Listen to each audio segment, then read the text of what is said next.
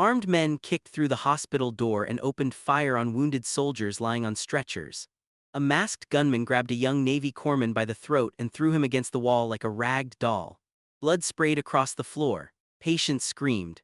And in that chaos and that slaughter, a woman in civilian scrubs picked up a dead man's rifle, stepped into the open and started dropping attackers with the precision of a trained killer. Controlled pairs, headshot, no hesitation. The Navy SEALs on that base had spent 7 months calling her the contract nurse. They mocked her, they dismissed her, they shut her out of every briefing. But in the next 40 minutes, that woman would fight harder than any operator on the base, save every wounded man in that hospital, and reveal a secret that would leave the most elite warriors in the world standing in silence. Her name was Staff Sergeant Rachel Donovan, United States Marine Corps, and nobody knew. If this story hits you the way I know it will, subscribe right now and follow me to the very end. Comment your city so I can see how far this story travels across the world. Rachel Donovan got the call at 4 in the morning and she was already sitting up in bed because Rachel Donovan hadn't slept through a full night in 3 years, not since Fallujah. She picked up the phone and listened. Meridian Defense Medical, Forward Operating Base, Sentinel, Texas, Mexico border, embedded with a Navy SEAL platoon, 6-month contract, trauma nurse, civilian status, no weapons, no tactical involvement, no access to classified briefings. She said, understood. She hung up and sat in the dark of her Tucson apartment, and her eyes drifted to the nightstand where two faces smiled back at her from a photograph. Two young women in Marine combat utilities, arms slung over each other's shoulders, grinning like death couldn't find them.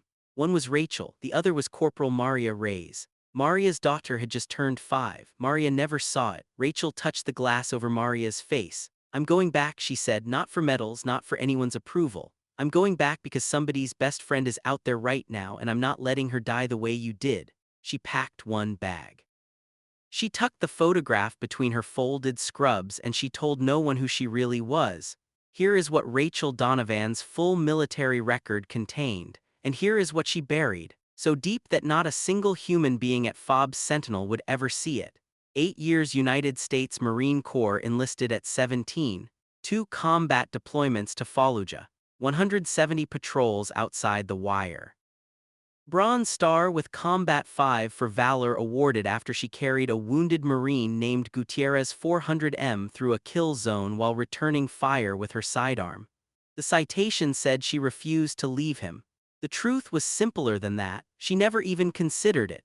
She was trained in human intelligence collection. She built targeting packages that guided Joint Special Operations raids. One of those packages, the one she assembled over 11 days of source meetings and pattern analysis in a Lanbar province, led directly to a raid that saved an entire SEAL element from a complex ambush. That SEAL element was led by a young operator named Ethan Cole. He got a Silver Star.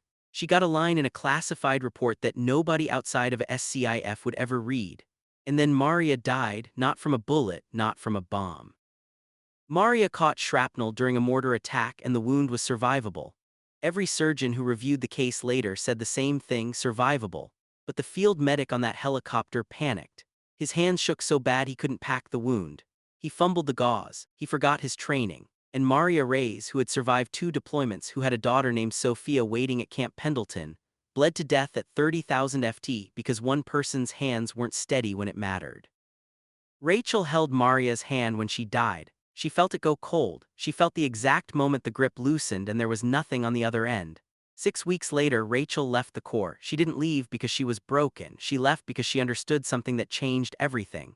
The bullet doesn't always kill you. Sometimes it's the person next to you who can't do their job. Sometimes the thing that kills you is somebody else's fear. She enrolled in nursing school. She graduated first in her class. She worked trauma wards in Phoenix and Tucson, and she was the calmest person in every room she ever entered and nobody knew why and she never told them. Then she applied to Meridian Defense Medical and requested a combat zone assignment. The recruiter asked her why a civilian nurse wanted to go to a forward operating base.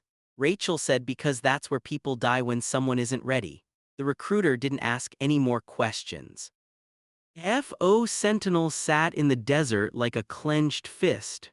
Rachel stepped off the transport, felt the heat slam into her and kept Walking Fallujah in August made this feel like a parking lot in Phoenix. She didn't mention that, she didn't mention anything. The base surgeon, Commander Alan Park, met her in the medical building. He was tired. She could see it in the way his shoulders curved forward. Too many shifts, not enough staff, 2 surgeons, 1 anesthesiologist, 3 nurses, and a corpsman who had never seen real blood outside a training dummy. The corpsman's name is Dylan Hayes, Park told her. 21 years old, smart kid, good heart, but he's green. Rachel, I need you to sharpen him. I will. And listen, the SEAL team here, they're a closed circle. Senior Chief Cole runs a tight ship. He doesn't trust contractors, had a bad experience. Don't take anything personally. I never do. She met Dylan Hayes 1 hour later, and the kid practically stood at attention when she walked in. He had freckles and nervous eyes and hands that moved too fast, touching everything, adjusting equipment that didn't need adjusting. Ma'am, I want you to know I've studied every protocol cover to cover.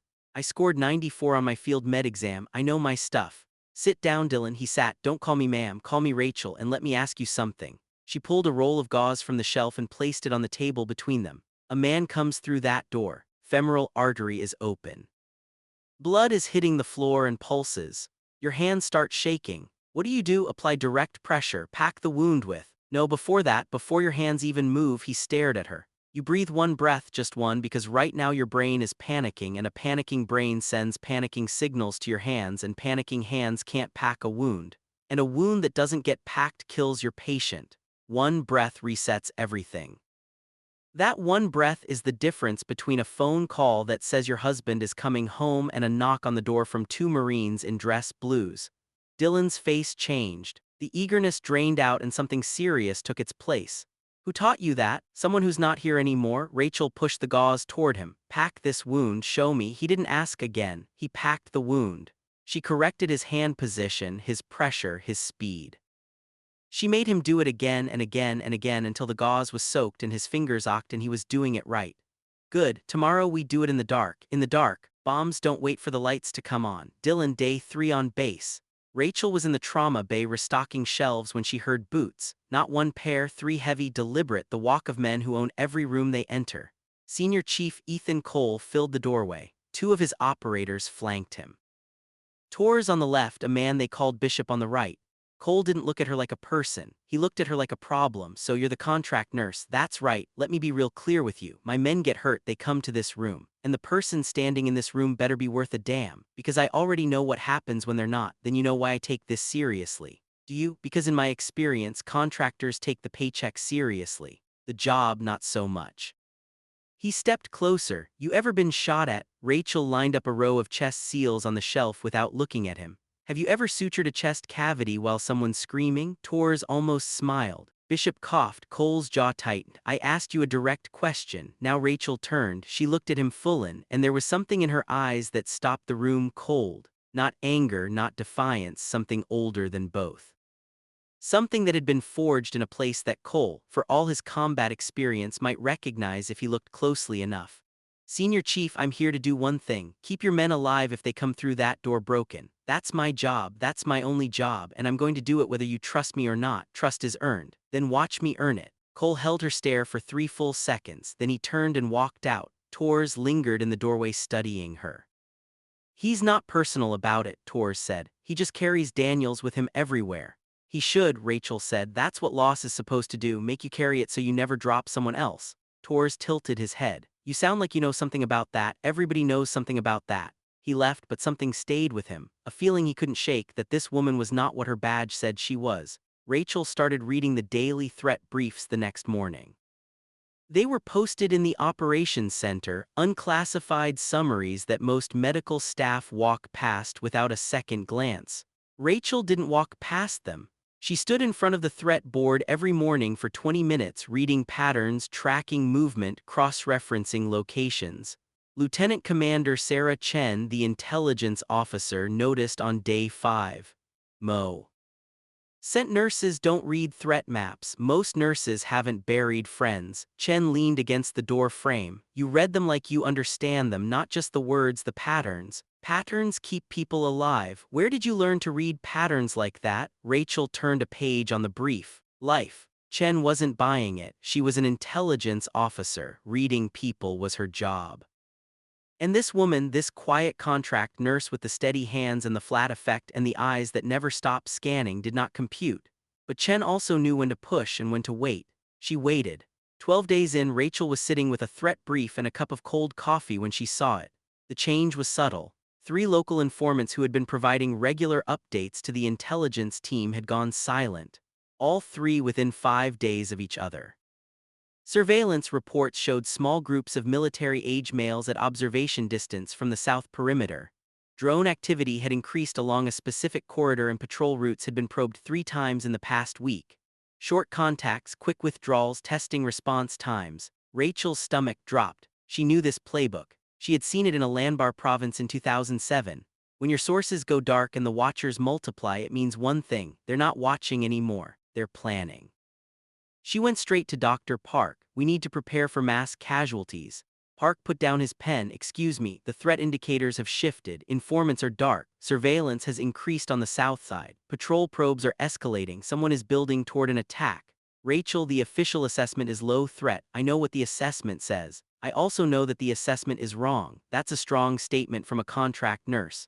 Rachel put both hands on his desk and leaned forward. "Doctor, I have stood in a room where the official assessment said low threat. And 4 hours later I was holding my best friend's hand while she bled to death because nobody prepared. I am asking you not as a contractor but as a human being who has watched people die from unpreparedness. Let me stage this trauma bay for mass casualty." Park looked at her for a long time. He didn't understand threat patterns. He didn't understand intelligence indicators, but he understood the look in her eyes. That was not the look of someone guessing. That was the look of someone who had been right before and been ignored before and had paid for it with someone she loved. "What do you need?" "Extra blood products, double our chest seal inventory, surgical airway kits at every station. And I need 48 hours to drill the medical team until they can do this in their sleep." That's a significant resource expenditure for a low-threat environment. It's a significant waste of life if I'm right and we're not ready. He signed the authorization. Rachel transformed the trauma bay over the next 2 days. 3 triage zones, pre-positioned surgical kits, backup lighting. She ran Dylan through mass casualty drills that made him sweat through his uniform. During the 3rd drill, she simulated a chest wound with arterial spray. Dylan's hands seized up. His fingers curled and his breathing went ragged. And his eyes got that look, the look Rachel had seen on 100 faces in 100 bad moments. "Dylan," her voice cut through his panic like a knife through tape. "Look at me, not the blood, not the wound, me." He looked at her, one breath, he breathed, "Now pack the wound." His hands moved, shaky at first, then steady, then fast, clean pressure, correct placement again. She made him do it 7 times. By the 7th time, his hands didn't shake at all. "You just saved a man's life 7 times. Rachel told him, "Remember this feeling. When the real thing happens, and it will happen, your hands will remember what your brain forgets." Dylan looked at her with something new in his eyes, not the nervous eagerness of a kid trying to impress, something deeper: trust. "Rachel, who are you really?" "I'm the person who's going to make sure you're ready." Word reached Cole that the contract nurse was running mass casualty drills and stockpiling trauma supplies. He came to the medical bay like a storm with boots. "Who authorized this?" "Dr. Park." "Based on what?" "The threat level is low." "Based on my assessment that the threat level is wrong." Cole laughed. It was a short, hard sound with no joy in it. "Your assessment? A civilian nurse is making threat assessments now. Someone has to. That someone is my intelligence team, not a contractor with a stethoscope." Rachel stopped what she was doing. She faced him and said something that hit harder than she intended, harder than anything she'd said since arriving. "Senior Chief, I have put people in the ground. I have held hands that went cold while someone told me everything was low threat and under control. And I promised myself I would never stand in a room and let that happen again because someone with authority told me not to worry. So you can question my credentials, you can question my background, you can question my place on this base, but do not question my judgment about when people are about to die. Because that is the one thing I have never been wrong about." The room went silent. Torres, who was standing behind Cole, felt the hair on his arms rise. Bishop shifted his weight. Even Cole, who had faced down insurgents and enemy fighters in death itself, felt something in that moment that he couldn't name. This woman was not afraid of him. She was not intimidated by him. And the weight behind her words was not the weight of someone who had read about combat. It was the weight of someone who had bled in it. Cole said nothing for 10 seconds. Then he said, "If you're wrong, you've wasted resources and time. If I'm right, I've saved your men." He walked out, but he didn't order her to stop. And that was the first crack in the wall.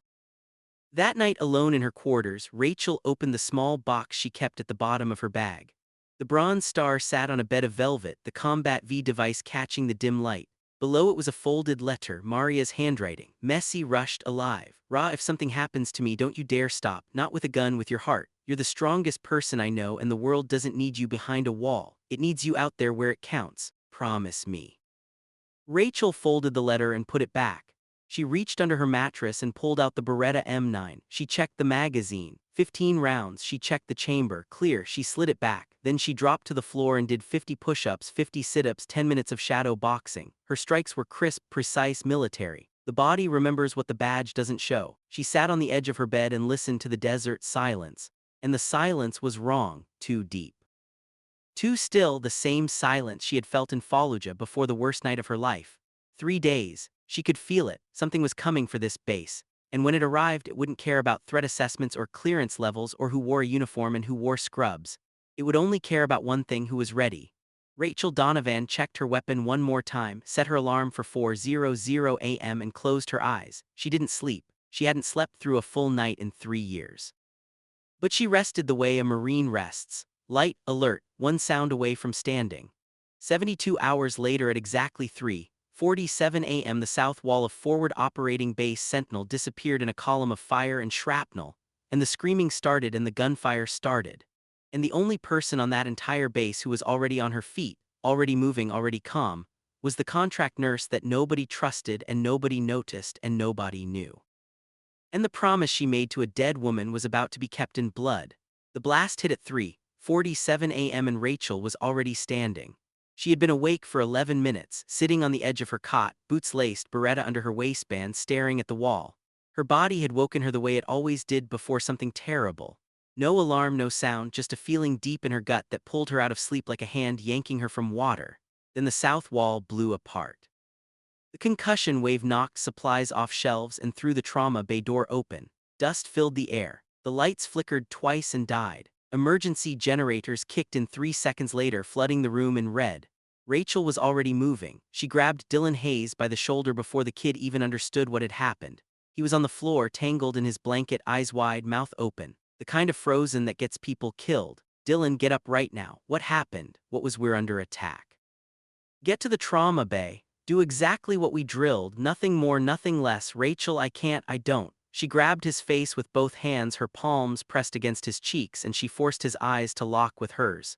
"You can, you will, because there are men bleeding right now who need your hands to be steady. Breathe." He breathed again, he breathed again. "Move." He moved.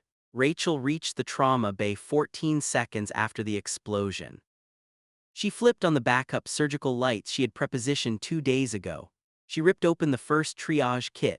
She laid out chest seals, tourniquets, hemostatic gauze, and surgical airway tools in the exact order she had drilled 100 times in Fallujah and a dozen times on this base. Gunfire erupted outside. Not random shots, coordinated automatic fire from multiple positions.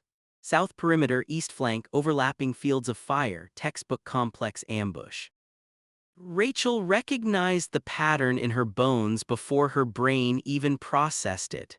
Then the first seal came through the door. Tors, he was dragging his left leg. His thigh was torn open and blood was pumping out in rhythmic spurts, arterial.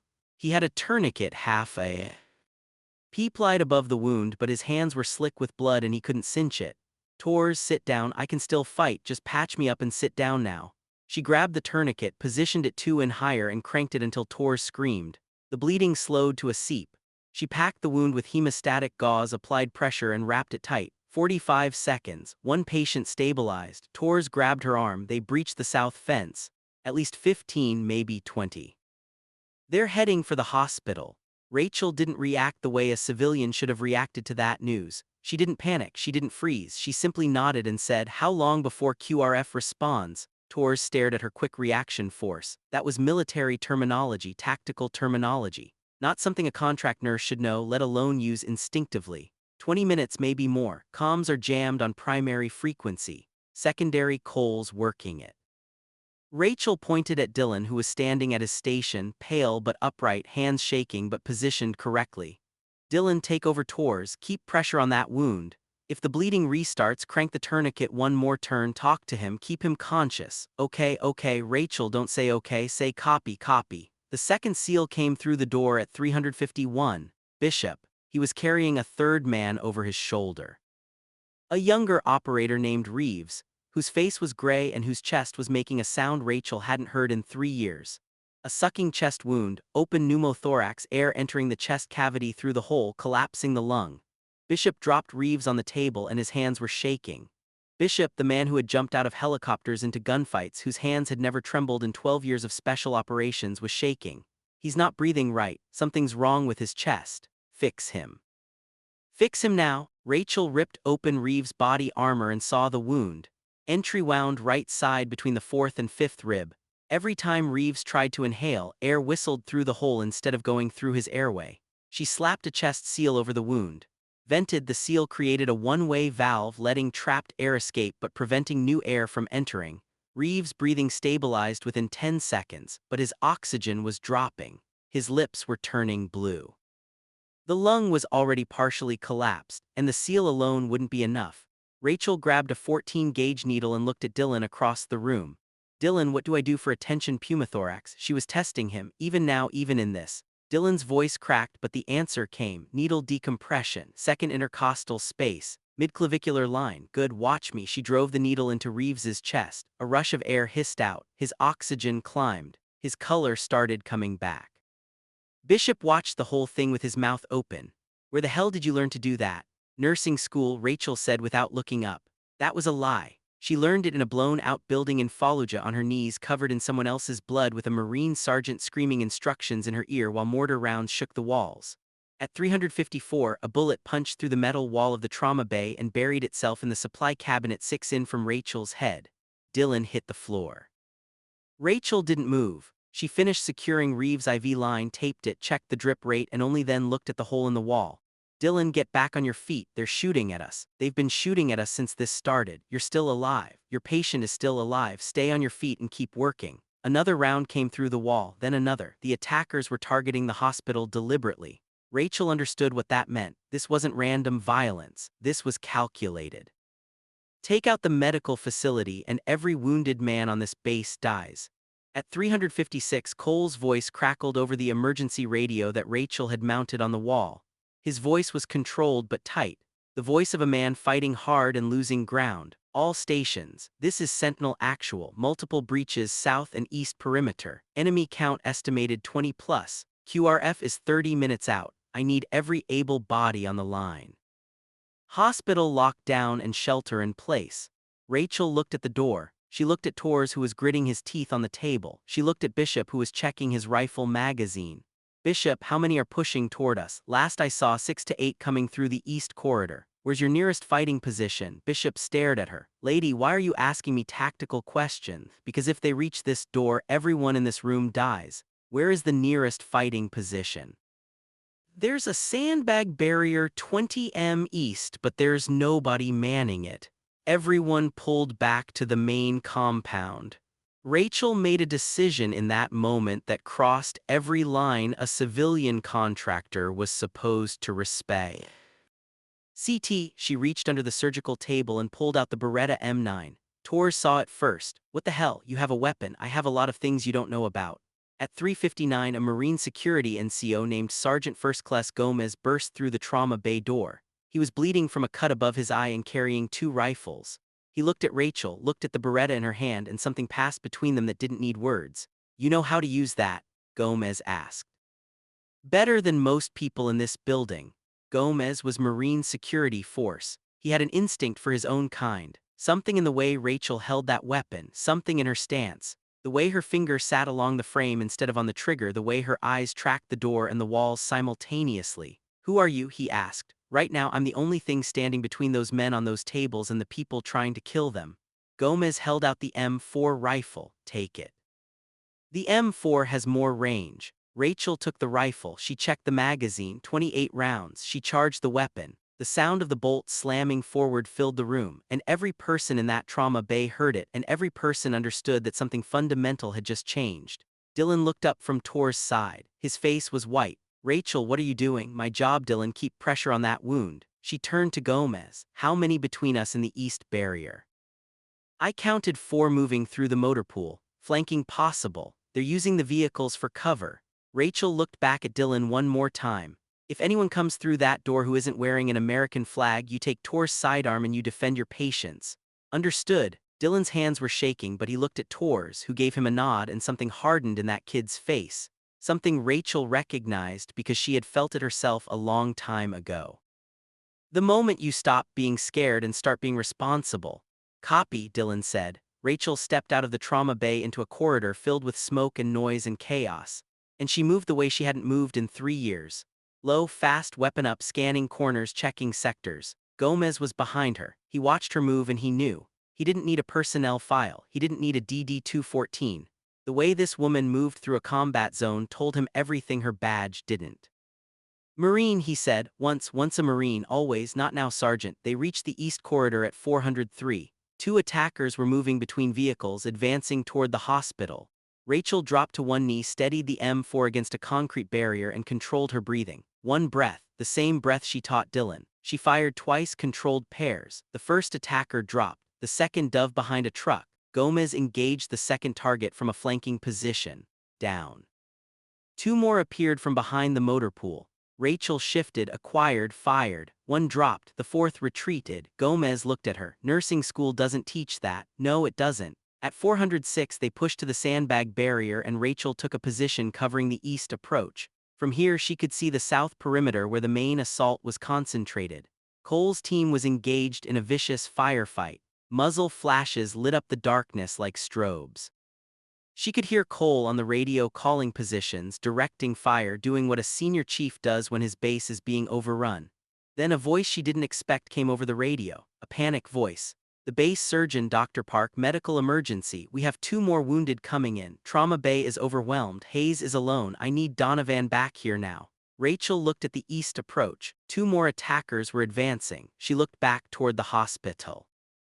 Dylan, she covered 20 in under 5 seconds and came through the door to find Dylan on his knees between 2 tables. One hand on Tor's wound and the other trying to stop a new patient from pulling out his own IV. "Rachel, he's crashing. His pressure is dropping and I can't." "Which one?" "Reeves. The chest seal is leaking." Rachel was at Reeves' side in 2 strides. She ripped off the failing seal, applied a new one and reassessed. The lung was collapsing again. The needle decompression wasn't holding. She needed to do a chest tube. Right now in a field hospital under fire, she grabbed a scalpel, made a lateral incision between the ribs, pushed a tube into the pleural space and connected it to a drainage system she had improvised from IV tubing and a water bottle. Air and blood rushed out. Reeves's chest expanded. His oxygen climbed. Dylan watched her do it in under 90 seconds. "That's not a standard nursing procedure," he whispered. "No, it's not." At 4:11, 2 more wounded came through the door. One was a Marine security guard with shrapnel wounds across his back. The other was a SEAL named Hawkins with a gunshot wound to the abdomen. Gut shot. He was conscious and in agony. Rachel triaged in 3 seconds. Hawkins first. The gut wound was potentially fatal without surgery, but she could stabilize him. The Marine shrapnel wounds were painful but not immediately life-threatening. She worked on Hawkins, IV access, fluid resuscitation, pressure dressing on the wound, pain management. She kept talking to him the entire time. "Hawkins, stay with me, talk to me, tell me something, it hurts. I know. What's your wife's name?" "Lisa." "You're going to call Lisa tomorrow." "Hear me, tomorrow. Promise. I don't make promises, I make guarantees. Now hold still." She packed the wound. Hawkins screamed. She held him down with one hand and packed with the other. Dylan came alongside and assisted without being asked. His hands were steady, his face was focused. The drills had taken hold. At 4:14 the gunfire outside intensified. Rachel heard Gomez's M4 firing in rapid succession. Then silence, then more firing. The east approach was getting hit hard. She made another decision that broke every rule. She turned to Dylan and put both hands on his shoulders. "I need to go back out there. Gomez is alone. If that position falls, they come straight through this door. Rachel, you can't keep going back and forth. "You're one person, Dylan, look at me." She waited until his eyes met hers. "You are ready. Everything I taught you, every drill, every breath, this is what it was all for. You handled the patients. I handled the door. Trust yourself. I trust you. Then trust what I taught you because that's the same thing." She took the M4 and went back out. At 4:17 she reached Gomez's position and found him reloading behind the sandbags with a wound on his left arm that he was ignoring. "You're hit, flesh wound, let me see. Later we've got 4 more coming from the south." Rachel took position, shouldered the M4 and waited. Her breathing was steady, her heart rate was controlled. She was Staff Sergeant Donovan again, not the ghost of her, the real thing. Every cell in her body remembered. The attackers came around the corner of the motor pool in a 2x2 formation. Trained, disciplined, not amateurs. Rachel fired, Gomez fired, 2 dropped, 2 scattered, one of them threw a grenade. Rachel saw the arc, grabbed Gomez by the collar and pulled him behind the barrier. The blast showered them with dirt and shrapnel. A piece of metal sliced Rachel's forearm. She felt it. She ignored it. She rose, acquired the 3rd attacker and fired 3 rounds. He went down, the 4th ran. Gomez was breathing hard beside her. Blood was running down his arm and now hers was running too. They looked at each other. "What's your name?" Gomez asked. "Your real name?" "Staff Sergeant Rachel Donovan, United States Marine Corps." Gomez almost laughed. "I knew it. I knew the second you picked up that weapon. Keep it to yourself for now." "Yes, Staff Sergeant." At 4:22, Rachel keyed the tactical radio and said the words that would change everything. "This is Anvil. Staff Sergeant Rachel Donovan, USMC. East perimeter is secured. 4 enemy KIA hospital is holding. I need suppressive fire on the south approach and medevac in 15 minutes. Dead silence on the radio. Then Cole's voice, quiet, disbelieving. "Say again your call sign and rank." "Anvo, Staff Sergeant, United States Marine Corps." "And Senior Chief, your east flank is clear because I cleared it. Now get me that medevac." 2 seconds of silence. That felt like a year. Then Cole said, "Copy, Anvil." And in those 2 words, everything that Senior Chief Ethan Cole had believed about the contract nurse, everything he had assumed, everything he had dismissed collapsed like a building with no foundation. Rachel didn't wait for the moment to land. She was already running back to the trauma bay because Reeves's chest tube needed checking and Hawkins's blood pressure was dropping and Dylan was alone and the fight wasn't over. She burst through the door. Dylan was exactly where she left him, hands steady, eyes focused, doing everything she taught him. "Status Tours is stable. Reeves's oxygen is holding at 92. Hawkins is dropping. I started a second line." "Good, you're doing good, Dylan." She went to Hawkins. His skin was cold and gray. She checked his abdomen, rigid internal bleeding. He needed surgery, real surgery, not field triage. "How long until medevac?" she called out. Torres answered from his table, gritting through pain. Cole said 15. "Hawkins doesn't have 15. She turned to Dr. Park, who had been working on the shrapnel patient in the corner. "Doctor, I need you on Hawkins' exploratory laparotomy right now." Park looked at her, looked at the room. Bullets were still hitting the walls. "In here, we don't have a choice." Park hesitated for 1 second, then he washed his hands in the basin, pulled on gloves and picked up a scalpel. Rachel assisted. She held retractors, suctioned blood and clamped bleeders while Park worked inside Hawkins' abdomen. 11 minutes later, Park found the source. A lacerated mesenteric vessel. He clamped it, sutured it and packed the cavity. Hawkins' blood pressure stabilized. Rachel looked at the clock, 4:38. She walked back to the east door, checked the perimeter and saw headlights in the distance. Helicopters, the sound of rotors cutting through the pre-dawn air. Medevac was 2 minutes out. She walked back inside, put down the M4, washed the blood off her hands and picked up a fresh pair of medical gloves. Dylan watched her do it. The transition from warrior to nurse in the time it took to snap on latex. He shook his head. "Who are you?" he asked. The same question he had asked weeks ago, but this time it meant something completely different. Rachel pulled the gloves tight and checked Reeves's chest tube. "I'm the person who made sure you were ready, Dylan, and you were." At 4:41 the medevac helicopters touched down. The gunfire had stopped. The remaining attackers had been killed or had fled. Fob's sentinel was holding. The hospital was intact. Every patient inside it was alive, every single one. Rachel stood in the doorway of the trauma bay, her arm bleeding, her scrub soaked in other people's blood, the M4 leaning against the wall behind her and the medical gloves still on her hands. Gomez walked past her holding his wounded arm and nodded. "Sirfi, Staff Sergeant." She nodded back. Cole's voice came over the radio one final time that night. "All stations, Sentinel actual bases secure. All enemy neutralized. Begin casualty collection and damage assessment. Then a pause, a long pause, and then anvil, report to the command post at 600. Rachel pulled off her gloves. She checked each patient one more time. She adjusted Reeves's oxygen. She tightened Tor's bandage. She squeezed Hawkins' hand and told him Lisa was going to get that phone call. Then she sat down on the floor of the trauma bay, leaned her head against the wall, and closed her eyes. Not to sleep, to listen. The base was quiet again. The kind of quiet that comes after violence, heavy ringing, full of things that haven't been said yet. And in 4 hours, Rachel Donovan would walk into the command post, and a room full of Navy SEALs would learn that the woman they had ignored for 7 months had just saved their brothers, secured their flank, and fought with the kind of precision that only comes from one place, the United States Marine Corps.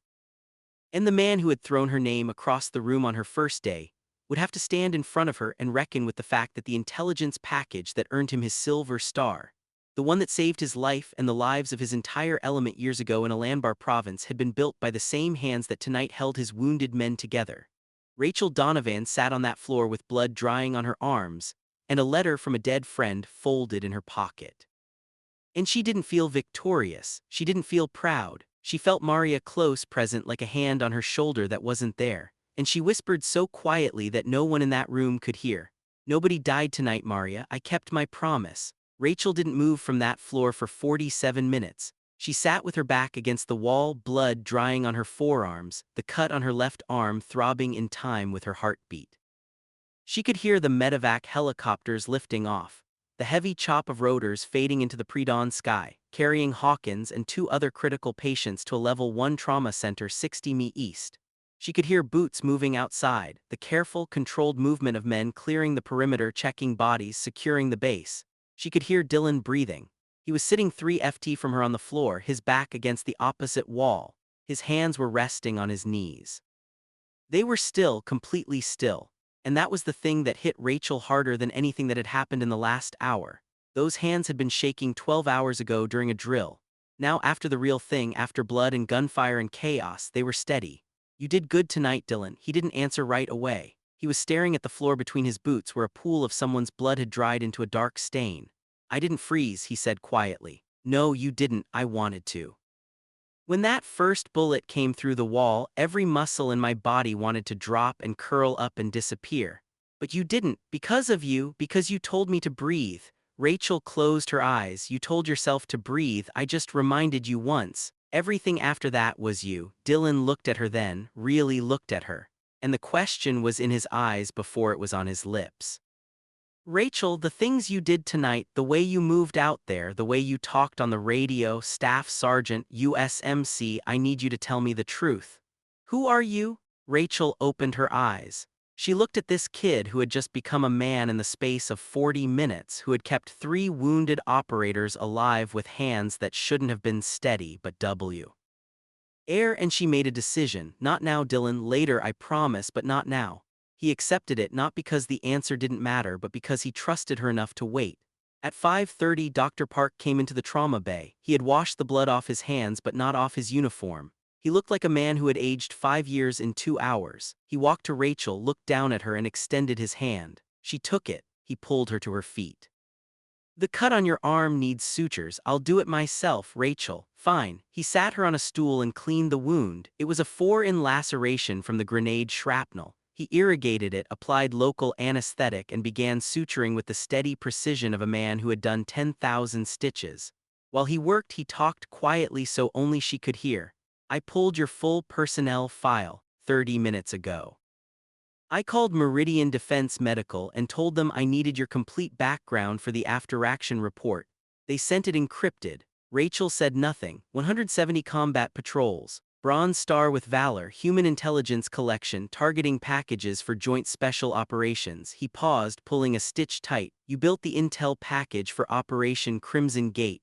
Rachel's jaw tightened. That was classified, or it had been. That operation saved a SEAL element in Alanbar province. The element leader received a Silver Star. Park tied off a stitch and looked at her. "The element leader was Ethan Cole. I know you knew this entire time." "Yes, and you never said a word, not when he disrespected you, not when he called you a liability, not when he tried to have you removed from the medical rotation. He tried to have me removed. Week 2, I denied it." Rachel absorbed that. Cole had tried to get rid of her. The man whose life she had saved from a desk in a Landbar province had tried to kick her off the base, and she felt nothing about it. No anger, no bitterness, because she hadn't come here for Ethan Cole's approval. She had come here for Maria. Park finished the last stitch and covered the wound with a clean dressing. Rachel, I have to include your full background in the after-action report. The commanding officer will read it. Cole will read it. Everyone will know. I understand. Is there anything you want to say before that happens? Rachel looked at him. Yes, make sure the report says Dylan Hayes performed under fire with distinction. That kid saved lives tonight. Park almost smiled. I'll make sure. At 5:52, Rachel walked to the showers. She stood under cold water for 6 minutes. She watched blood, some hers, most not, swirl down the drain. She pressed her forehead against the wall and let the water hit the back of her neck. And she allowed herself exactly 60 seconds of feeling everything she had suppressed for the last 2 hours. The fear, the anger, the grief that never fully leaves. The sound of Maria's voice in her memory saying, "Don't you dare stop." 60 seconds. Then she turned off the water, dried herself, put on clean scrubs, and became the contract nurse again. At 6:00 sharp, she walked into the command post. The room was full. Cole was there. Torres, his thigh bandaged, was sitting in a chair against the wall, refusing to be evacuated. Bishop stood by the mapboard. Lieutenant Commander Chen was at the intelligence desk. Gomez was there with his arm in a sling. Dr. Park stood near the door, and 12 other personnel, SEALs and support staff, filled every remaining space. Every single one of them looked at Rachel when she walked in. The room went dead quiet. Colonel David Mercer, the base commander who had arrived by helicopter 20 minutes earlier, stood at the head of the table. He was holding a file. Rachel recognized it by thickness. That was her file, her real file. "Miss Donovan, take a seat." "I'll stand, sir." Mercer studied her for a moment. Then he opened the file and began reading, not to himself, to the room. Staff Sergeant Rachel Donovan, United States Marine Corps, 8 years of service, 2 deployments to Fallujah, Iraq. 170 combat patrols. MOS 231 intelligence specialist with secondary qualification in combat field medicine. Bronze Star with Combat V for Valor. Awarded for actions on November 14, 2007, during which Staff Sergeant Donovan carried a wounded Marine 400 meters through hostile fire while engaging enemy combatants with her sidearm. Nobody moved, nobody breathed. Staff Sergeant Donovan was the primary intelligence analyst for Operation Crimson Gate, a joint special operations mission in a Landbar province. Her targeting package identified a complex ambush intended for a Navy SEAL reconnaissance element. The intelligence she provided enabled the element to preempt the ambush and neutralize hostile forces. The element leader was subsequently awarded the Silver Star.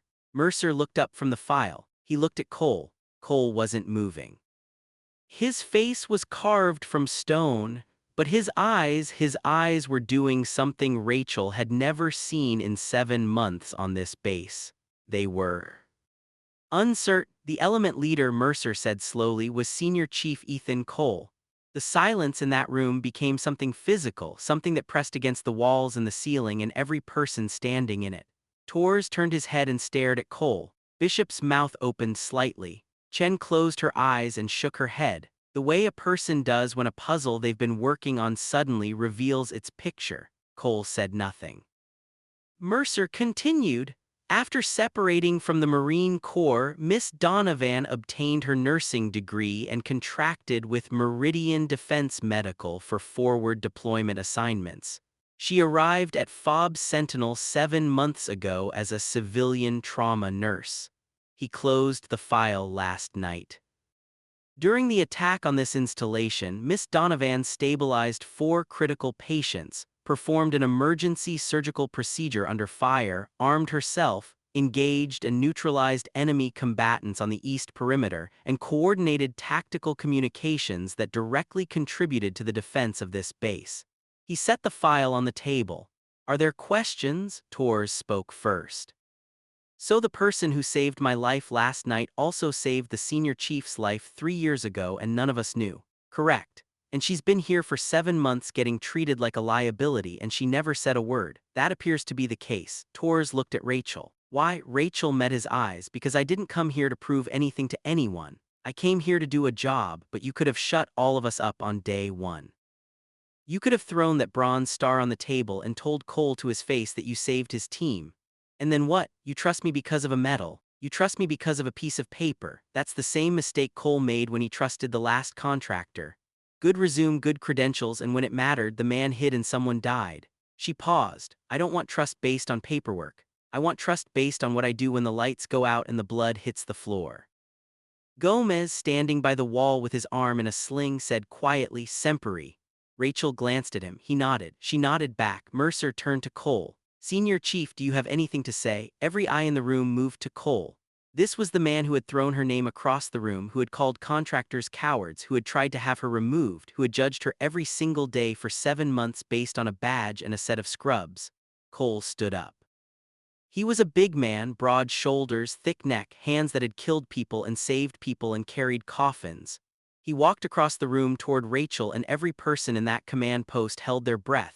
He stopped 2 feet in front of her. He didn't extend his hand. He didn't salute. He stood there and looked at her. And what happened in his eyes in those seconds was the thing that nobody in that room would ever forget. The wall came down, not slowly, not in pieces. All at once, like a demolition charge going off behind his face. I tried to get you removed from this base. I know I called you a liability to your face, you did, and you built the package that saved my life and 4 of my men in a lammer. And you've been walking around this base for 7 months knowing that, and you never once threw it in my face. It wasn't mine to throw. Why not? Because it wasn't about you, Senior Chief. It was never about you. Cole's voice dropped, barely above a whisper. But in that silent room, every word carried. Who was it about? Rachel reached into her pocket. She pulled out the folded photograph, 2 young women in marine utilities, arms over shoulders, grinning. She held it up so Cole could see. Her name was Maria Reyes, Corporal USMC. She survived 2 deployments. She had a daughter named Sophia. She died on a medevac helicopter because the field medic froze and couldn't pack a wound. Rachel's voice stayed level, but something beneath it cracked just slightly, like ice over deep water. I became a nurse because of her. I came here because of her, and nobody died last night because of her.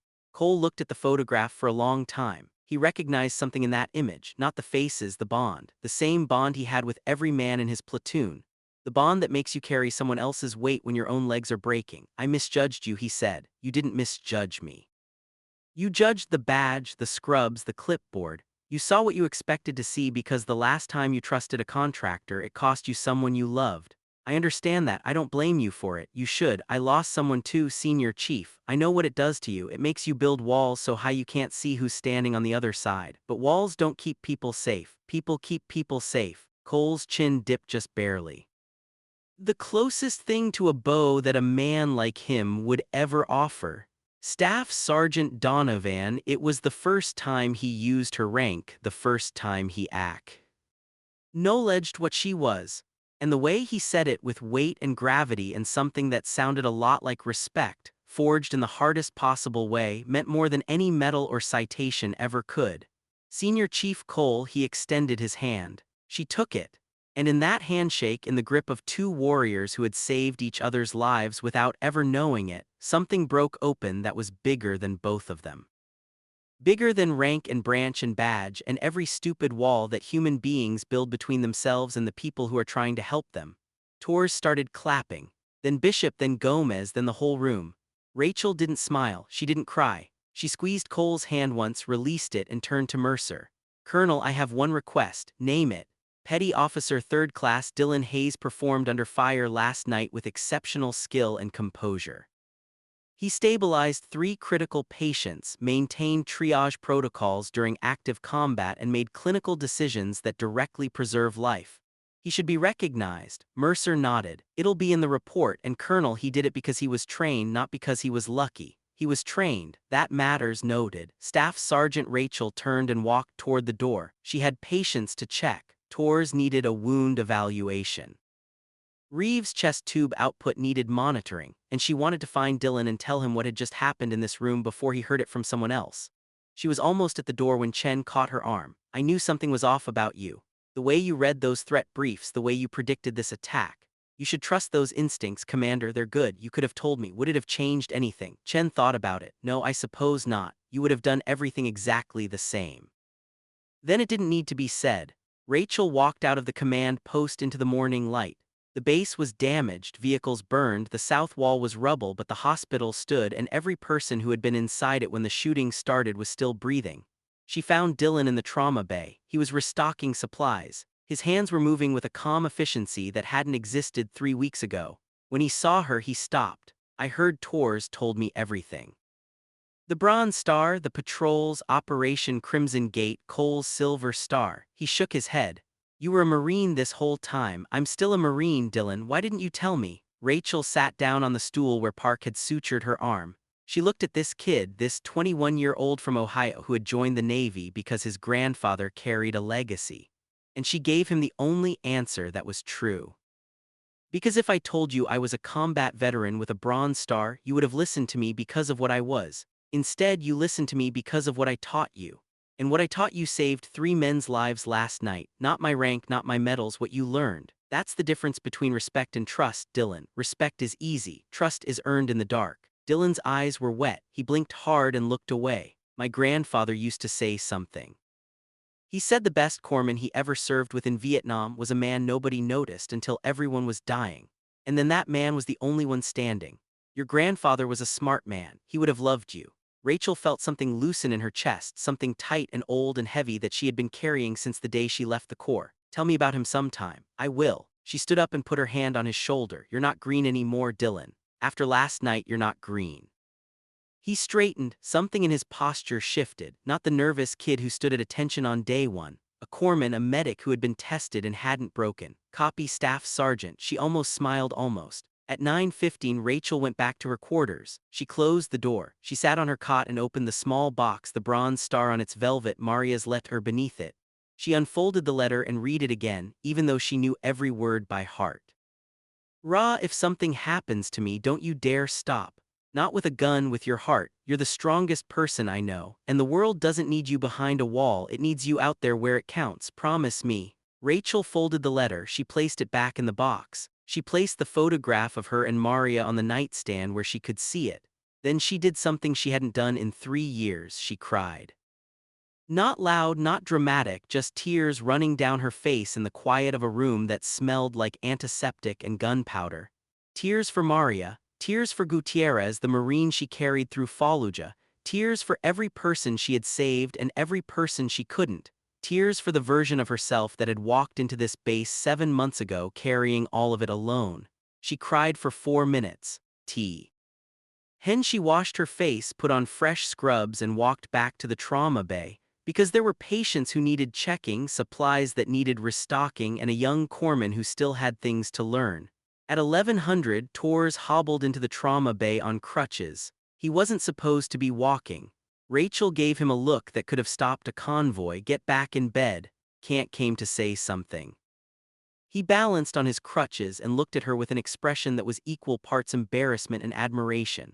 That first day when Cole said those things about contractors, I was standing right there. I didn't say anything. I should have. You didn't know. That's the point, isn't it? I didn't know because I didn't look. None of us did. We saw scrubs and a contractor badge and we decided you were less. That's on us. Tors, you were doing your job. You trusted your team leader judgment. That's not a flaw, no, but not seeing what's right in front of you because you already decided what it is. That's a flaw and I won't do it again. He extended his fist. Rachel looked at it for a moment, then she bumped it with hers. Welcome to the team, Anvil, Tors said. I was always on the team, you just didn't know it. He laughed. It hurt his leg and he winced, but he laughed, and Rachel watched him hobble out of the trauma bay. And she felt something she hadn't felt in a very long time on a military installation. She felt like she belonged.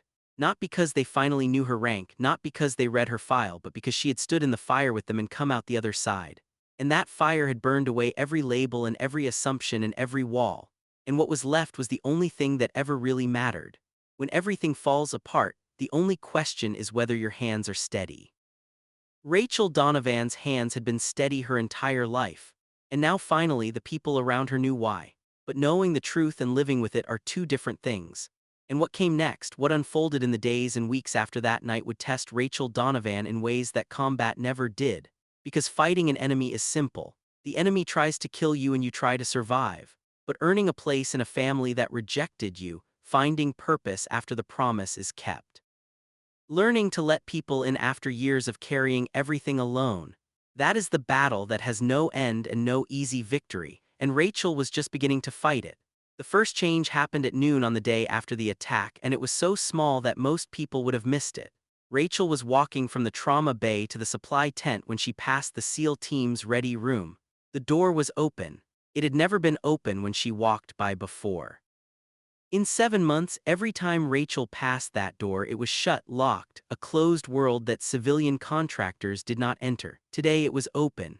And Tors, sitting inside with his leg elevated on a chair, saw her and called out, "Annenville, you eat yet?" She stopped. "Not yet, there's coffee in here, real coffee, not that powdered garbage from the mess hall." Rachel stood in the doorway for 3 seconds. 3 seconds that carried the weight of 7 months of closed doors and cold stares in being called the contract nurse. Like the words tasted sour, she walked in. Bishop was there cleaning his weapon at a table. He looked up, nodded, and went back to his work. A younger SEAL named Prescott, who Rachel had barely spoken to before, pulled out a chair for her without saying a word. Tors poured her coffee black. He didn't ask how she took it because he had watched her drink coffee in the trauma bay at 3:00 in the morning for 7 months, and he had noticed even when he pretended not to. "How's the arm?" Tors asked. 12 stitches, I'll live." You perform surgery under fire with 12 stitches in your arm and you say you'll live. Most people would be on a stretcher milking it for sympathy. Most people didn't grow up Marine infantry. Bishop looked up from his weapon. "What Moss 231 intelligence, but I cross-trained with the grunts every chance I got." "Why?" "Because intelligence doesn't mean anything if you can't survive long enough to use it." Bishop nodded. That answer made sense to him in a way that no credential or file ever could. It was the answer of someone who had lived in the same world he lived in. Prescott leaned forward. He was 26 from Virginia Beach, and he had a question that had been burning in him since the briefing. "Staff Sergeant, can I ask you something?" "Rachel. And yes, when you keyed that radio and called yourself Anvil, where did that call sign come from?" Rachel took a sip of coffee. "Fallujah, second deployment. My squad leader gave it to me after I carried Gutierrez through that ambush. He said I absorbed everything that hit me and never broke, like an anvil." Tors shook his head. "You carry that name for years and nobody here knew. A name doesn't mean anything unless you earn it again every day." At 14:30, Lieutenant Commander Chen found Rachel in the supply tent doing inventory. Chen walked in, closed the flap behind her, and stood there with her arms crossed and an expression that said this conversation was going to happen whether Rachel wanted it or not. "I need to talk to you about the intelligence indicators." "Okay, you identified the attack pattern 72 hours before it happened. You read threat briefs that most medical staff ignore, and you extracted actionable analysis that my own team missed. I need to understand how." "I told you I read patterns." "Rachel, Staff Sergeant, whatever you want me to call you. I'm the intelligence officer on this base, and I had a low threat assessment posted when you were staging for mass casualties. You were right and I was wrong, and I need to know what I missed so it doesn't happen again." Rachel put down the clipboard. She respected Chen. The woman was sharp, professional, and honest enough to stand in front of someone and admit she had made a mistake. That took more courage than most people understood.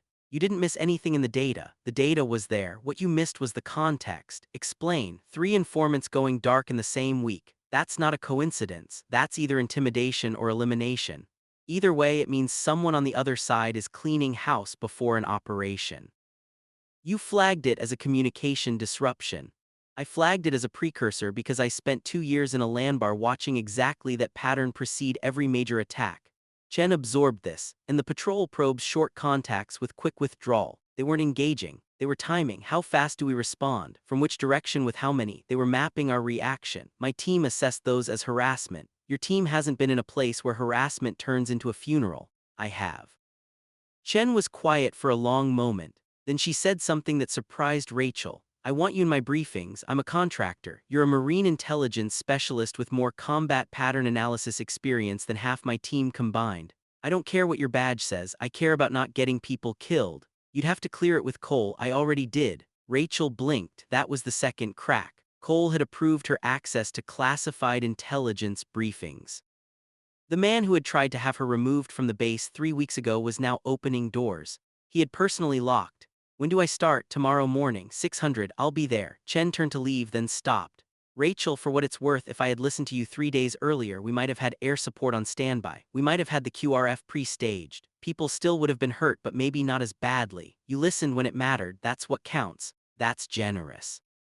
No, that's practical. Guilt doesn't protect anyone, learning does. At 1600, something happened that Rachel did not expect and was not prepared for. She was checking on Reeves in the recovery area.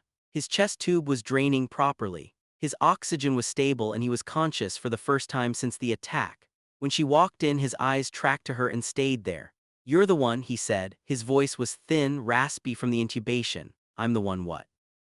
"Bishop told me you did the chest tube under fire, kept me alive when my lung was collapsing. Dr. Park did the hard work on Hawkins, I just don't." Reeves' hand came up off the bed and grabbed her wrist. "Weak but deliberate, don't minimize it. I was dying, I know what dying feels like because I felt it. And then someone cut into my chest and I could breathe again. That was you." Rachel didn't pull her hand away. She let him hold her wrist and she looked at this man, this SEAL operator who had been through things that most human beings couldn't imagine. And she saw in his eyes something that she hadn't allowed herself to look for in a very long time. Gratitude so deep it had no words. "You're going to be fine, Reeves, full recovery. The tube comes out in 3 days and you'll be back annoying your team in a month." Staff Sergeant Donovan. Yes, thank you, 2 words. The simplest 2 words in the English language. But the way he said them, with everything he had left, with the weight of a man who understood exactly how close he had come to never saying anything again. Those 2 words hit Rachel harder than the grenade shrapnel. "You're welcome," she said, and she meant it in a way she had never meant anything. At 1800, the base held a formation. Colonel Mercer stood in front of the assembled personnel, the damaged south wall visible behind him, and read commendations. He cited the SEAL team's defense of the perimeter. He cited the Marine Security Force. He cited Dr. Park's surgical actions. Then he said, "I am also recognizing the actions of Miss Rachel Donovan, civilian contractor, Meridian Defense Medical. Mrs. Donovan's actions during the attack demonstrated extraordinary valor, medical expertise, and tactical proficiency that directly contributed to the survival of wounded personnel in the defense of this installation." Mercer looked at Rachel, who was standing at the edge of the formation in her scrubs. "However, it has come to my attention that Miss Donovan's civilian contractor status does not accurately reflect her capabilities or her background. Effective immediately, I am requesting a temporary reactivation of Staff Sergeant Donovan's military status through a reserve recall provision pending approval from Marine Corps Personnel Command." Rachel's stomach dropped. She hadn't expected this. She hadn't asked for this. Staff Sergeant Donovan, if approved, would serve in a dual capacity as medical and intelligence support for the duration of this deployment. The formation broke into murmurs. Torres caught Rachel's eye and gave her a nod. Bishop straightened. Dylan, standing with the medical staff, looked like he might burst. Rachel stood perfectly still. Reactivation returned to active status, wearing the uniform again, the eagle, globe, and anchor that she had set aside 3 years ago when she decided that saving lives mattered more than taking them. After the formation, she found Mercer. "Colonel, I didn't ask for reactivation. I know I came here as a civilian for a reason, and that reason got 4 of my people through the worst night of their lives. But I've got a base that's been hit, a threat environment that just escalated to critical, and a woman standing in front of me who is hands down the most capable person on this installation. I need you operational staff sergeant, not as a contractor, as a Marine. I left the Corps because I couldn't save my best friend, and you came back because you can save everyone else." "That's not running from the uniform, Rachel. That's honoring it." She didn't answer right away. She stood there in the fading light and felt the weight of that decision pressing on her from both sides. The nurse who had promised herself she would heal, not fight, and the Marine who had fought her whole life and couldn't stop. "Can I have 24 hours? You can have 12. The threat isn't waiting." She nodded and walked away. At 2000, she sat in her quarters with the photograph in her hand. Maria and Rachel Fallujah, 2007. 2 women who thought they were invincible. She called Maria's mother. She hadn't called in 8 months. She owed her that and more. Carmen Reyes picked up on the second ring. "Rachel, is that you?" "It's me, Carmen. How's Sophia?" "She's 8 now. She looks just like her mother. Same eyes, same stubborn chin." Rachel closed her eyes. "Carmen, I need to tell you something. Are you okay? I'm on a forward operating base. There was an attack." "I'm fine, but they've asked me to put the uniform back on." Silence on the other end, then Carmen's voice heavy and careful. And what did you say? I haven't said anything yet. I'm asking you. Why are you asking me? Because I left the Corps for Maria. I became a nurse for Maria. Everything I've done for 3 years has been for Maria. And now they're asking me to be a Marine again, and I need to know if that betrays the promise I made. Carmen Reyes was quiet for a long time. When she spoke, her voice cracked but held.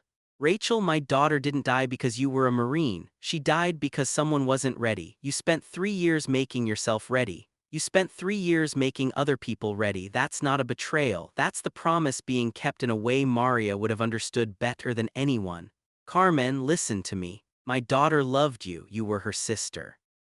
And if she were standing in front of you right now, she would grab you by the shoulders and say, Rachel Donovan, you put on that uniform and you go save every life you can and you stop carrying me like I'm a weight.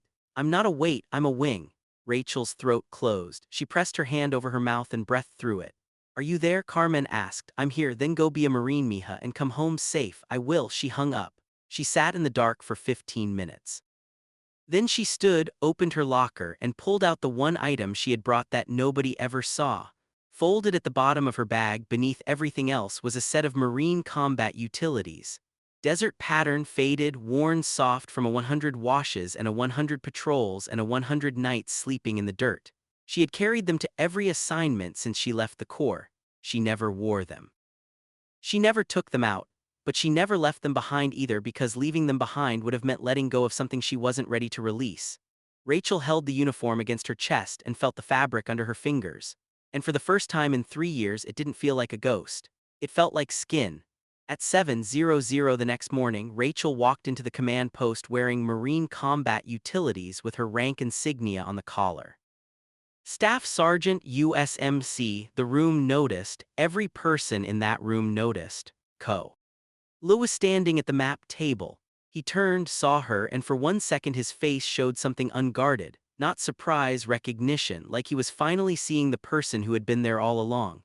Staff Sergeant Donovan reporting as requested. Mercer nodded. Welcome back, Marine. Chen handed her a classified threat brief. Full classification, no more unclassified summaries. Rachel opened it and began reading. Within 4 minutes, she identified 3 data points that changed the operational picture entirely. Commander Chen, these surveillance patterns along the southern corridor aren't random. They're sequential. Someone is building a second targeting package. The attack 3 nights ago wasn't the main event, it was a proof of concept. The room went cold. Explain. Mercer said the attack tested our response time, our QRF capabilities, and our medical capacity. They now know how fast we react, from which directions, and how many we can treat.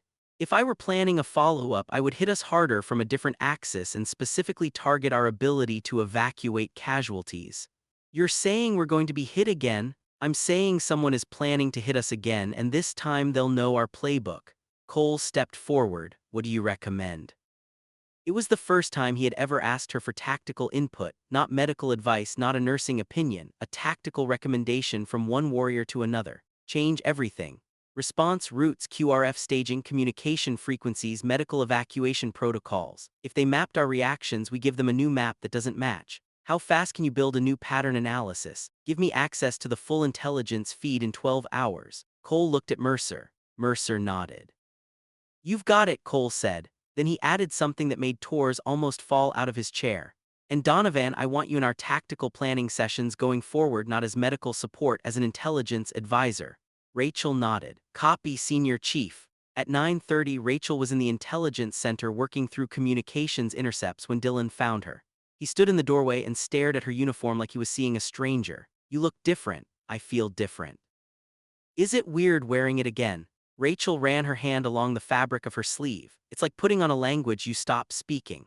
Your mouth remembers the words before your brain does. Rachel, I need to ask you something, and I need you to be honest. Always. Now that you're back in uniform, now that you're doing intelligence work and tactical planning and all of that, are you still going to be in the trauma bay? She heard what he was really asking. Are you leaving me? Dylan, listen to me. I wear this uniform, but my hands still belong in that trauma bay. My job didn't change, it expanded. I'm not leaving you, I'm not leaving those patients. I will be in that trauma bay every shift. And I will be at your side every time someone comes through that door bleeding. That's not a maybe, that's a fact. Promise. I don't make promises, I make guarantees. Remember, he smiled. It was small and shaky but real. Copy, Staff Sergeant. And Dylan, when I'm in the trauma bay, I'm still Rachel. The rank stays at the door. Understood. At 1300, Rachel delivered her intelligence assessment to the command team. 12 pages, pattern analysis, threat vectors, predicted timelines, recommended countermeasures. Chen read it twice and said it was the most comprehensive tactical assessment she had seen from any analyst on the base, military or otherwise. Cole read it once and started implementing changes immediately. At 1500, Torres found Rachel in the Chow Hall. He sat across from her and placed something on the table between them. It was a patch SEAL team insignia, unofficial, the kind that team members give to people they consider part of the family. You can't wear it on your uniform, Torres said. Regs and all that, but it's yours. Rachel picked it up. The fabric was worn. It had been on someone's gear before. Whose was this? Torres' face tight. Daniel's, the guy we lost, the one Cole carries. Rachel held the patch carefully. Torres, I can't take this. You didn't let me finish. I talked to Cole about it. He's the one who told me to give it to you. Rachel looked up sharply. Cole gave you Daniel's patch for me. He said Daniels would have wanted the person who saved this team to carry something of his. He said, you earned it the way Daniels would have respected, not by talking, by doing. Rachel ran her thumb over the stitching. A dead man's patch given by the team leader who had once tried to throw her off the base, carried to her by a man whose life she had saved with a tourniquet in steady hands. Tell Cole I'll carry it. Tell him yourself he's in the ready room. Rachel put the patch in her breast pocket over her heart. She walked to the ready room. Cole was alone studying maps. She stood in the doorway. He looked up. Torres gave me the patch. I know you didn't have to do that. No, I didn't, but Daniels died because someone wasn't ready when he needed them. You made sure that didn't happen again, not for my team, not for Dylan, not for anyone on this base. Daniels would have recognized that. He would have respected it. I wish I could have been there for him. You were there for everyone else. That's the next best thing. Rachel touched the patch through her uniform fabric.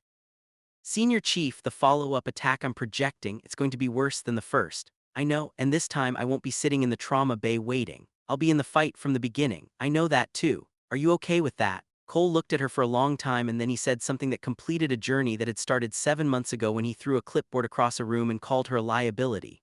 Donovan, I don't just trust you in the fight, I trust you to lead it. Rachel held his gaze. 2 warriors, 2 branches, 2 people who had spent 7 months on opposite sides of a wall that should never have been built. Then let's make sure when they come back they regret it. Cole almost smiled. Almost. Hiya. Rachel walked out of the ready room with Daniel's patch over her heart and a battle plan forming in her head and the weight of a dead friend's letter in her pocket. She passed a mirror in the corridor and caught her own reflection. Marine Utilities. Staff Sergeant insignia. The same face that had worn civilian scrubs 48 hours ago, but the eyes were the same. Had always been the same because the uniform was never what made Rachel Donovan dangerous. What made her dangerous was the thing that no badge could show and no file could contain. A promise to a dead woman that every life within her reach would be fought for with everything she had. And the fight was far from over. At 2100, Rachel returned to her quarters. She placed the photograph of Maria on the nightstand. She placed Daniel's patch beside it. 2 people she never met at the same time. 2 lives that ended because someone wasn't ready. 2 ghosts that lived in the choices she made every single day. She opened Maria's letter one more time. Don't you dare stop, not with a gun, with your heart.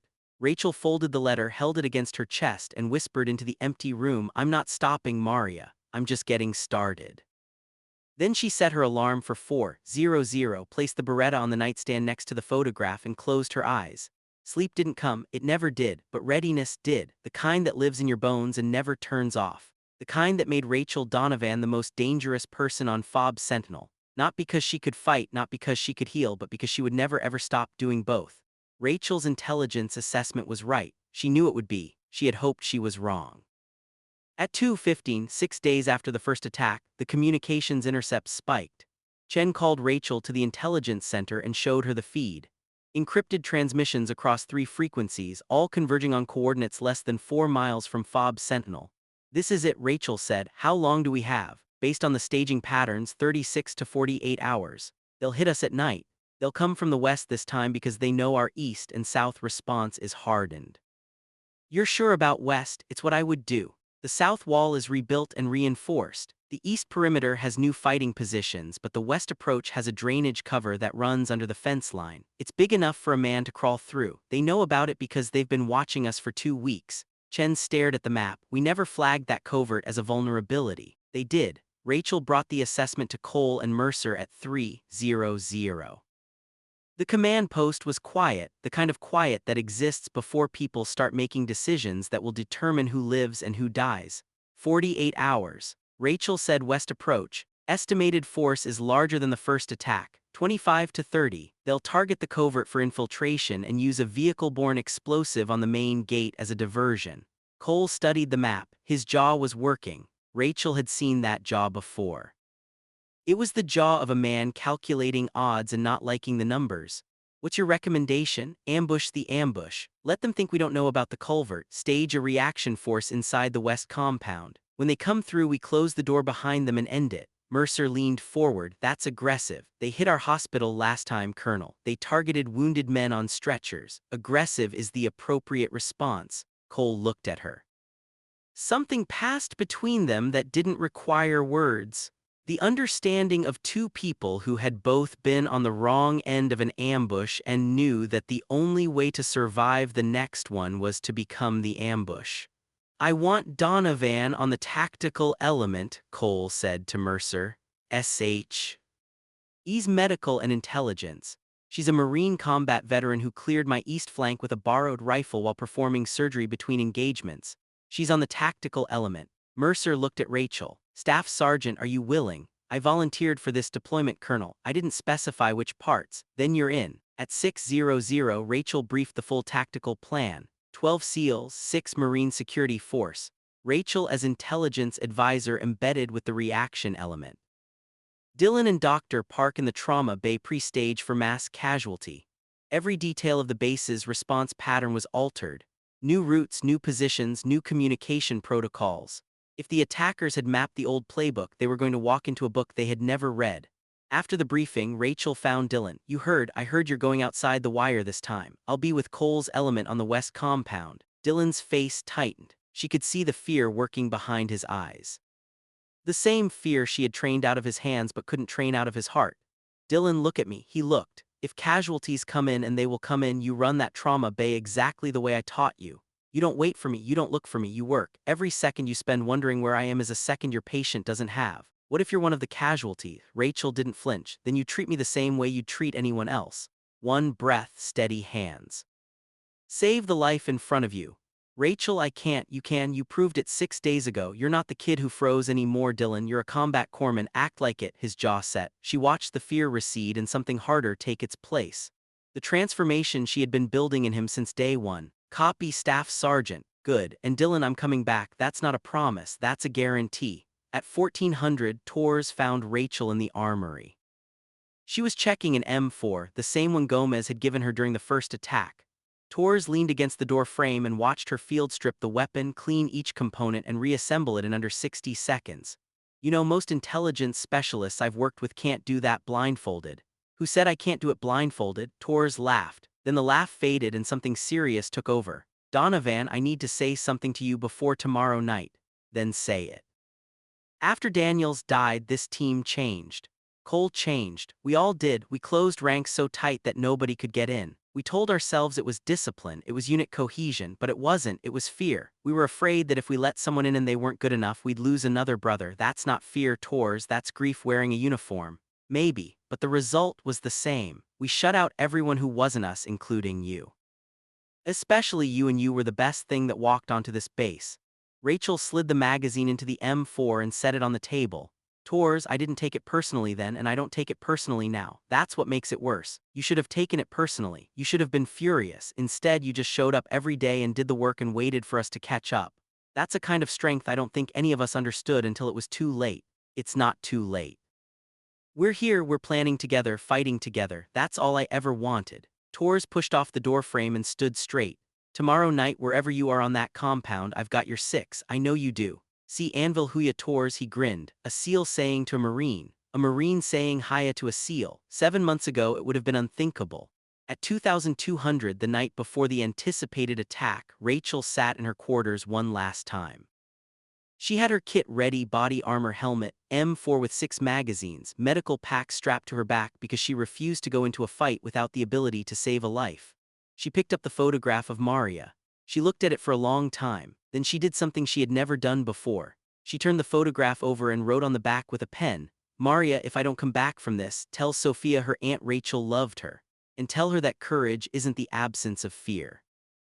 It's the decision that someone else's life matters more than your own fear. You taught me that, I'm still learning." She placed the photograph face up on the nightstand. She placed Maria's letter beside it. She placed Daniel's patch next to both. 3 tokens, 3 lives connected by the same truth. She slept for 2 hours, real sleep. The deepest sleep she had gotten in 3 years, as if something inside her had finally settled. At 1:00, the base went to tactical readiness. Rachel moved to her position with Cole's reaction element inside the west compound. 12 operators in the dark, weapons ready, waiting for an enemy that didn't know it was walking into its own grave. Cole posit.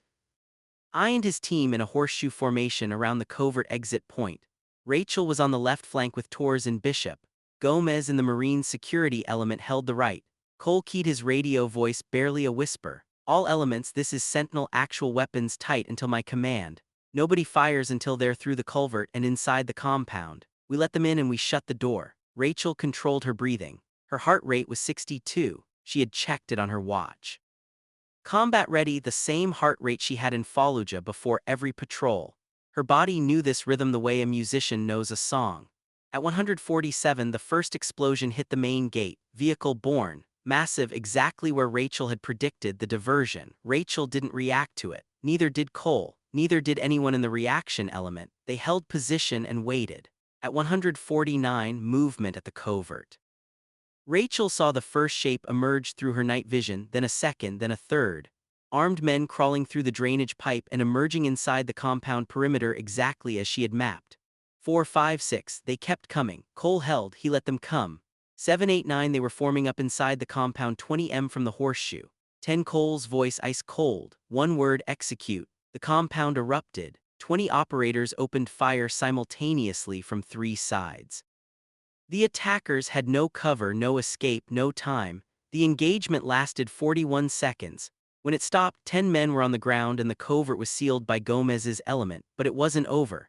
At 152, a second wave hit the west fence from outside, not through the covert, over the top.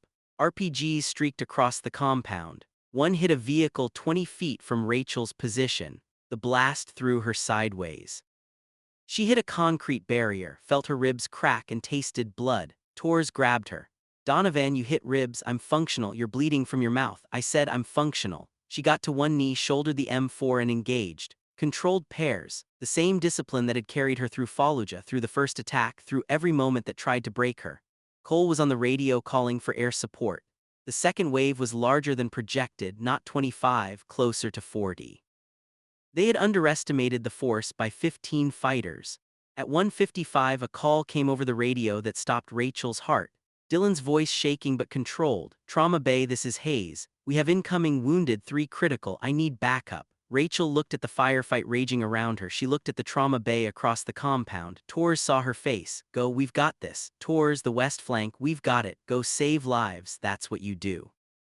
She ran full sprint across the compound with bullets snapping past her, her cracked ribs screaming with every stride. She covered 80 in under 15 seconds and hit the trauma bay door at full speed. Dylan was working on a Marine with a shrapnel wound to the neck. Blood was everywhere. His hands were steady. His face was focused. He was doing exactly what she had taught him. "Status," Rachel said, already pulling on gloves. "Neck wound, carotid involvement. I've got pressure on it, but I can't stop the bleeding. Second patient has bilateral leg wounds, tourniquets applied. Third is a seal, gunshot wound to the shoulder, stable." Rachel was at the neck wound in 2 seconds. She looked. The shrapnel had nicked the external carotid, not severed, nicked, controllable. She clamped the vessel, packed the wound, and stabilized the bleeding in under 90 seconds. "Dylan, you kept him alive. The pressure you applied bought him the time I needed." "I breathed," he said, "just like you taught me." At 2:03, the gunfire outside intensified again, then 2 massive explosions, then silence, then Cole's voice on the radio. "All station, Sentinel actual, air support on station. Enemy force neutralized, west perimeter secure, casualty collection underway." Rachel closed her eyes for 1 second of relief. Then she opened them and went back to work. Over the next 3 hours, Rachel and Dylan treated 11 wounded. 2 critical, 4 serious, 5 moderate. Dr. Park performed 2 surgeries. Rachel assisted on both while simultaneously managing triage. At 500, the last patient was stabilized, the last medevac lifted off. Fob's sentinel was secure again. Rachel walked out of the trauma bay with blood on her uniform, a medical pack on her back, and an M4 slung over her shoulder. She stopped in the corridor and leaned against the wall, and for the first time she let herself feel the cracked ribs. The pain hit her like a wave and she gritted her teeth and breathed through it. Cole found her there. He was covered in dirt and sweat and someone else's blood. He leaned against the wall next to her. Neither of them spoke for a full minute. Then Cole said, "Your intel was right. West approach, culvert, diversion at the gate, all of it. I underestimated the force size by 15. We adjusted." "That's why. Good plans do. People got hurt, nobody died. That's because of your plan, your training, and the corpsman you built from scratch." Rachel pressed her hand against her ribs. "Senior Chief, can I tell you something? You've earned that right. The operation in a land bar, Crimson Gate. When I built that intelligence package, I never knew whose lives it would save. I just knew the data pointed to an ambush and I couldn't let it happen. I spent 11 days piecing it together. I missed meals.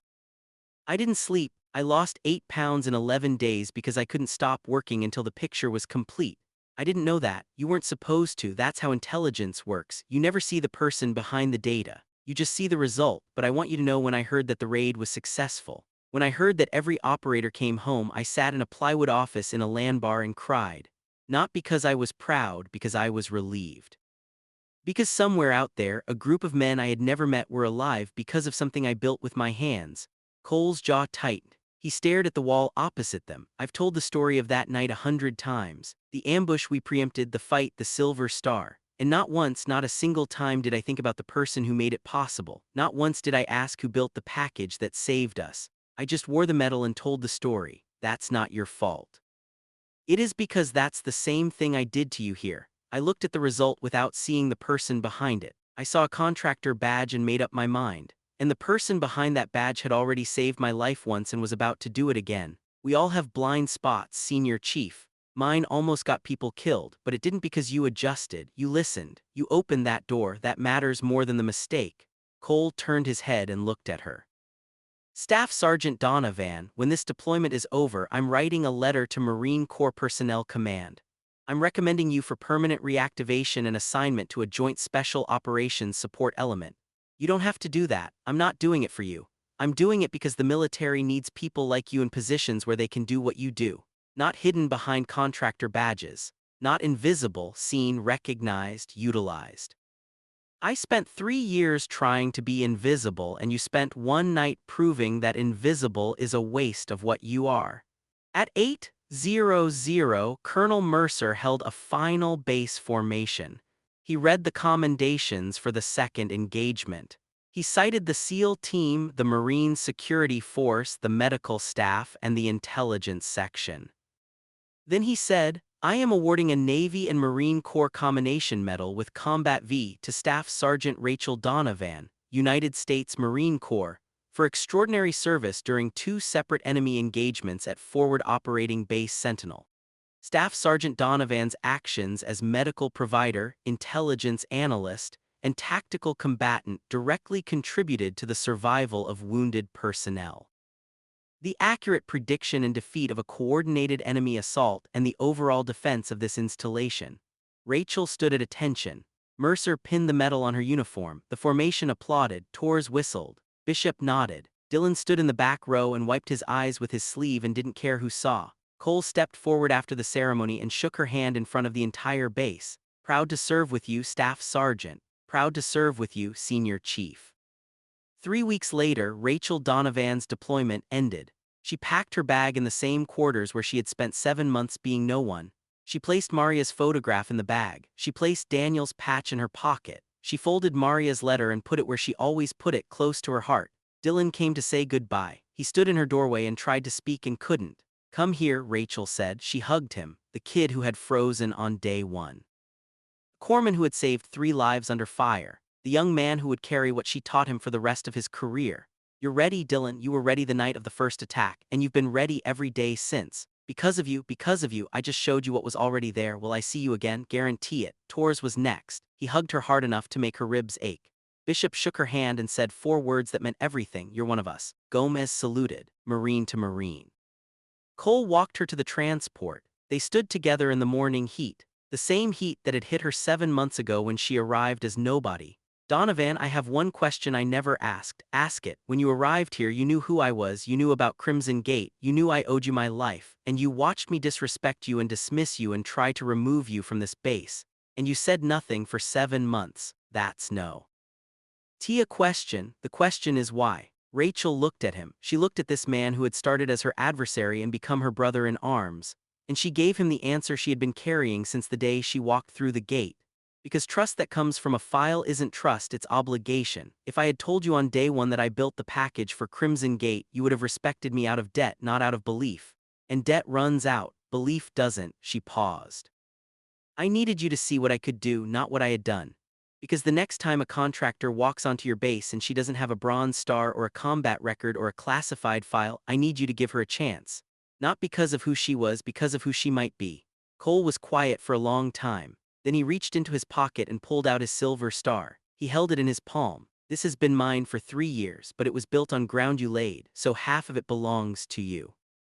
It always did. Keep it, Senior Chief. Wear it for both of us. I will." The transport arrived. Rachel threw her bag on board and climbed in. She looked back at Fob's Sentinel one last time. The rebuilt south wall, the west compound where she had fought 2 battles in 6 days. The trauma bay where she had saved lives and trained a corpsman and found a purpose that went beyond any uniform. She didn't wave, she didn't salute, she just nodded, and Cole nodded back.